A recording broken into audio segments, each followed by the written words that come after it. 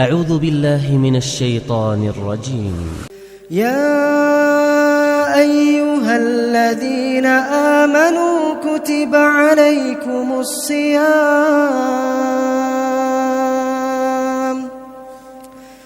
كتب عليكم الصيام كما كتب على الذين من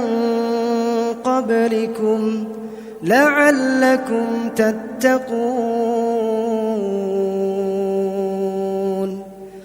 أياما معدودات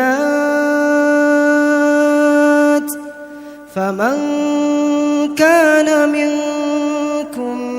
مريضا أو على سفر فعدة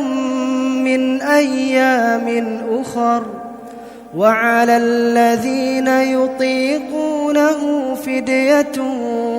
طعام مسكين فمن تطوع خيرا فهو خير له وأن تصوموا خير لكم إن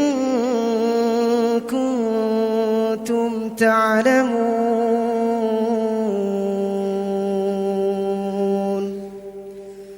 شهر رمضان الذي أنزل فيه القرآن هدى للناس وبينات من الهدى والفرقان فمن شهد منكم الشهر فليصم ومن كان مريضا أو على سفر فعدة من أيام أخر يريد الله بكم اليسر ولا يريد بكم العسر ولتكملوا العدة